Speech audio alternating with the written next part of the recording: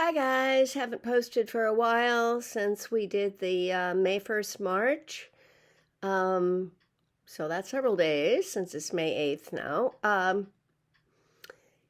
There's a lot to talk about, of course, but I'm going to do a little digression today that has to do with one of my passions, I guess you could say, which is science fiction.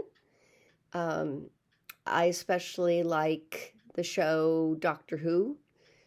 It's not the only show or book that I like, but I do like the show Doctor Who.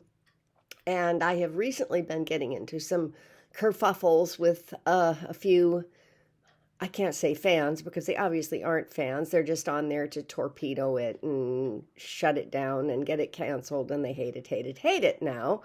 And one of the main things that I've gotten to today, I got into a little bit of a set to with a guy who was like, oh, I suppose he cried again. It's like, and, it's like, oh, okay. The doctor now is Gatwa, I'm probably not completely pronouncing his name correctly, is playing him, is gay, and that really is bothering some fans of the show, and he is very emotional, and he does tear up, probably more than they think he should. But I feel like the character has evolved and absolutely is entitled to tear up from time to time. As my husband put it, it's like this guy has gone through seeing so many people killed in his long, long, long, long life, and he has gone into an area where he has more availability with his emotions than he did previously. And he isn't just, as my husband said, he isn't just going, oh, well, so-and-so's dead, let's move on. Oh, hey, good soldier. Okay, on to the next thing. He's like actually taking a moment and going, okay, this person was valuable and they died, and I might actually shed a tear over it. And that is really rubbing some people the wrong way. They are not liking that at all. And also a lot of the criticisms about Doctor Who and probably some other science fiction, but definitely Doctor Who has been, oh, it's so woke now, it's woke. It's so messagey, so woke. It didn't used to be like that. Science fiction has always been messagey. The only thing that has changed is that sometimes the message is one thing and sometimes the message is something else. I remember growing up in the 50s that all the sci-fi movies I was seeing on TV had a very, aliens are bad, aliens are here to destroy you, aliens are not to be trusted, and I remember seeing one old black and white movie where something was coming at them and the guy had his gun out and he was going, what is it? And started shooting. He had not answered what it was, but he did know what he was going to do about it. He was going to start shooting it. Whatever it was, you shoot first and you ask questions later, apparently.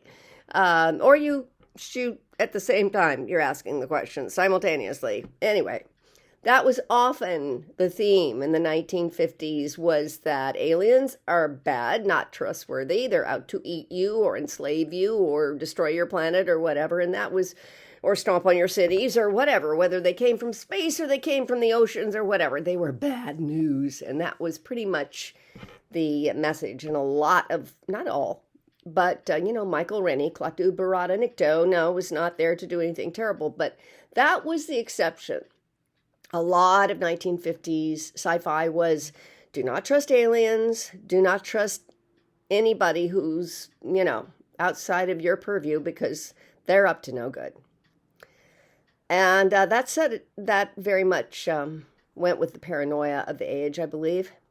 Now, I am not naive enough to think that if we have aliens or we encounter aliens, that they're all going to be benevolent and kind and wish us well and AT, go home. Or I'm not that naive. I don't know what various aliens might do or have done in the past when it comes to encountering us. And I'm not assuming that it would all be benevolent by any means. But I'm also not going to assume that they're always going to be out to get us and do terrible things to us. Well, and then of course we moved on. We moved on into the 60s. We had Star Trek, where they had the multicultural crew, which was very unusual for the time. If you're not my age, if you're not old enough to remember, that was very unusual to have that much of a multicultural crew and actually have women occasionally in positions of power, even though they obviously had an onboard hairdresser who was constantly doing the women's hair in what didn't look like very practical work-related hairdos, but okay, whatever. So then they started to have some messages that were a little bit more mixed, that sometimes the aliens were not up to no good, sometimes they were being abused, sometimes they were completely in the right, and it was a mixture. And then, of course, sometimes they were very evil and awful and needed to be defeated by Kirk with his shirt off and Spock with his, pinchy thing. But it was a mixture. And Doctor Who, back in the day, getting back to Doctor Who, had, I think, mostly aliens that were up to no good. Occasionally they would have, and I'm sure you all could, if you watch Doctor Who, you could mention episodes that are not going to occur to me off the bat, where, the aliens were not bad intentioned, but a lot of the episodes were, okay, there's Daleks, and there's things coming from under the sea, and there's, icemen, and there's, all kinds of terrible things that needed to be fought and defeated. And when it was rebooted with Christopher Eccleston, and then it began to change a bit, and there were more episodes where the aliens were more mixed, were not necessarily hostile, were not necessarily dangerous, or sometimes they were dangerous, but they weren't hostile, they were just sort of accidentally dangerous. And then we had David Tennant. I know David Tennant, for a lot of Doctor Who fans, was their favorite doctor.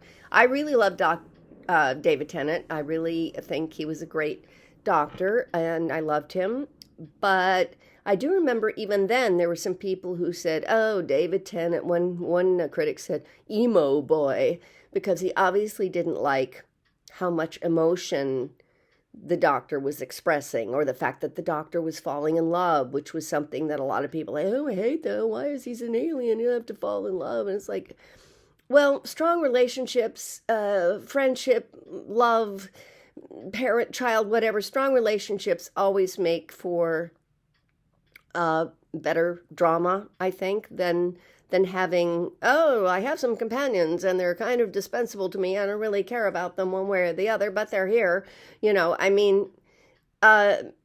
Having more intense relationships with his companions and her companions when it got to our female doctor were not, I don't think, a bad thing.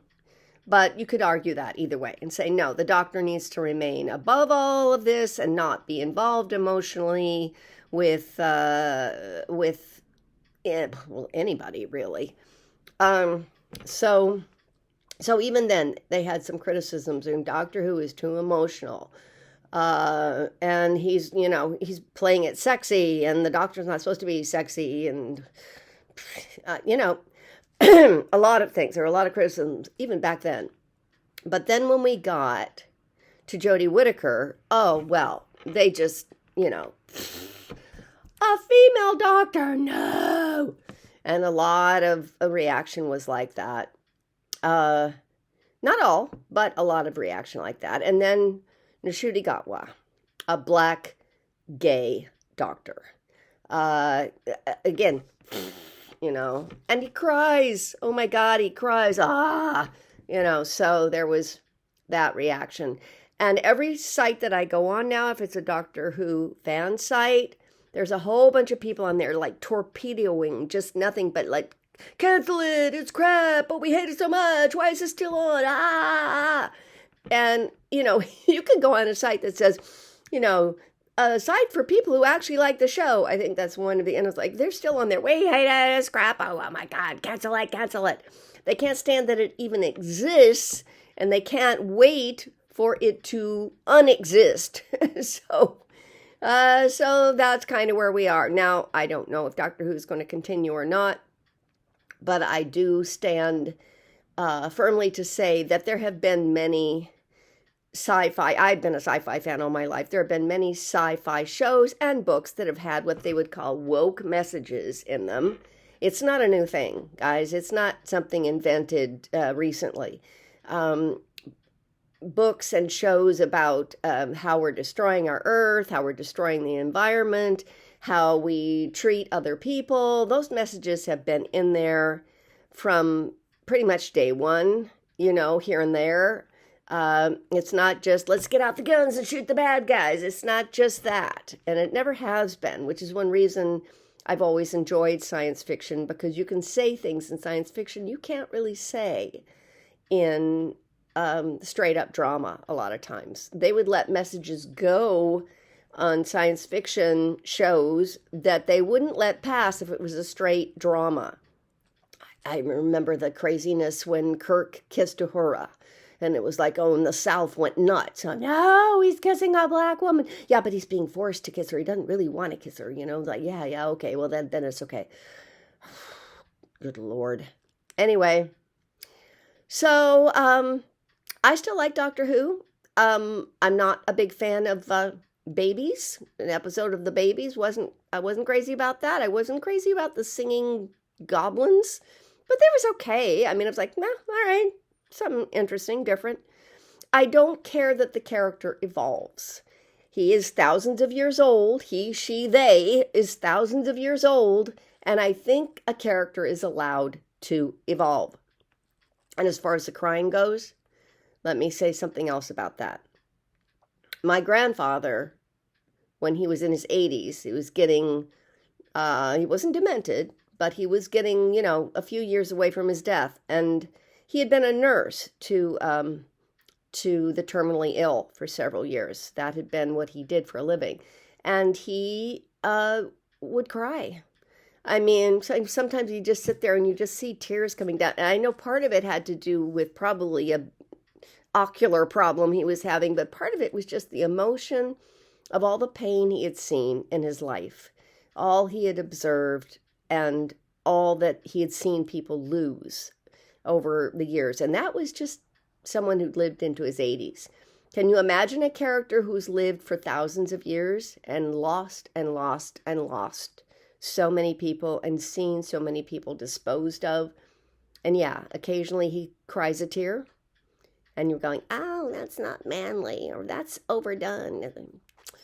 I just think you should ask yourself, if I've lived for thousands and thousands of years and lost and lost and lost people, and seeing people lose and lose and lose, would I not maybe get to a point where occasionally I teared up and acknowledged that loss? Anyhow, that's my feeling on the subject. A digression on Doctor Who and science fiction. Talk to y'all later.